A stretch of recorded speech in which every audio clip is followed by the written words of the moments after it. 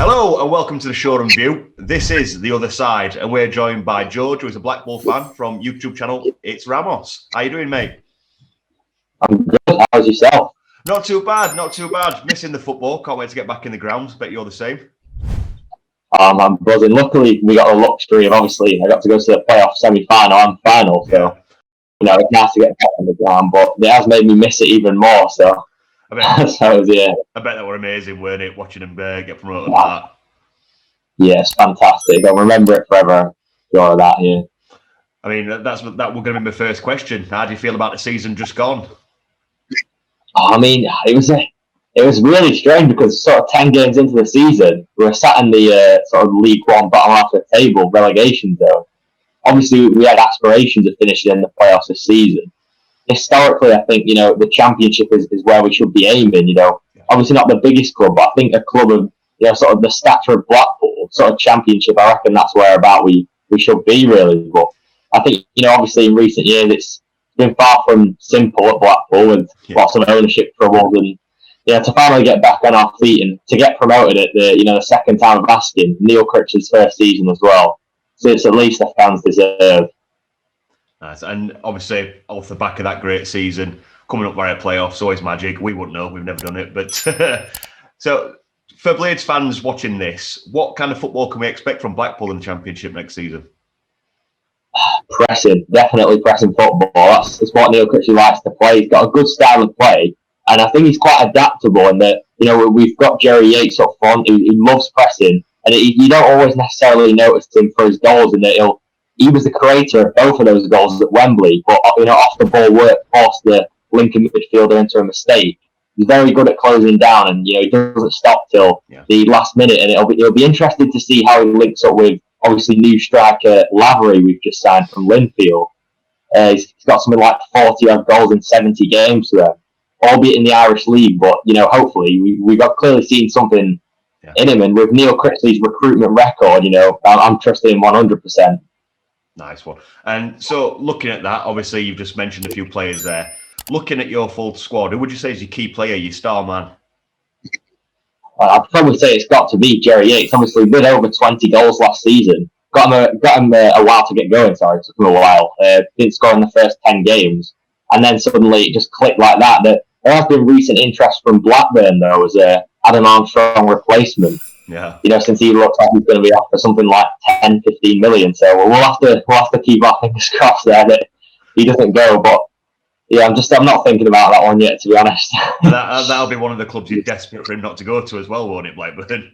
Yeah, definitely. I think, obviously there is a pull there in that they're very much an established side in this division. And, I would argue that they're, a bigger club than Blackpool for sure. But I just think that, like I say, they're a secure Championship team. You guaranteed Championship football. But I think with Blackpool, he knows that, he fits into the system. He loves it. It revolves around him pretty much, the system that we play.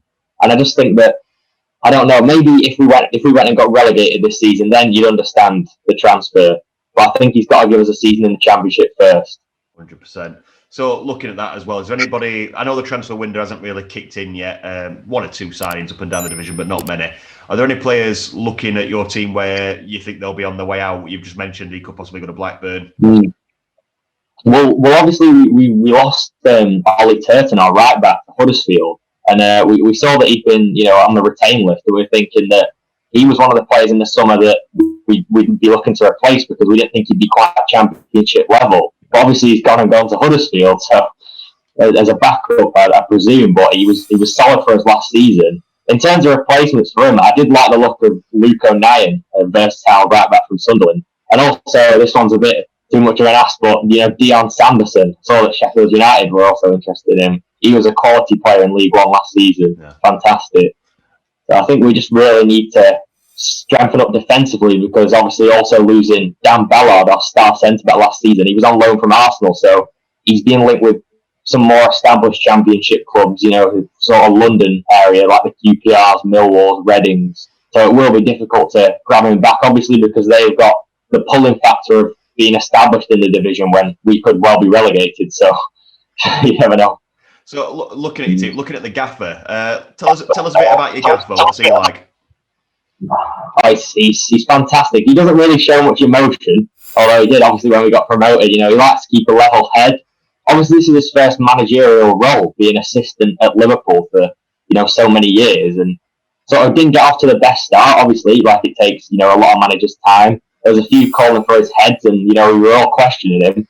And then suddenly it just sort of kicked on. We went, I think it was 16 matches in the league without losing, and we just found a winning formula. And it was sort of that adaptability as well, because when teams could set up against us, we had that power to change formation, because we also had Ellis Sims, striker on loan from Everton, in the second half of the season.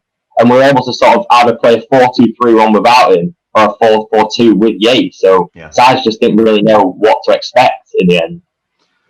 Looking at that, all this factors in. It's always a tough ask when you come up, but obviously with some reinforcements, considering everything goes well during the summer, keeping all the key men, keeping all the players you want. How do you think the Championship will go for Blackpool?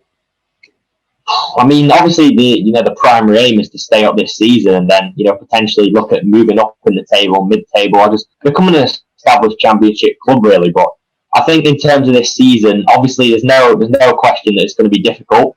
But I think with the correct backing, we've got Simon Sadler, an owner who's backed us financially since coming in, expertly well. It's how we've ended up getting promoted, half the reason. But I think, he's a Blackpool fan, loves the club.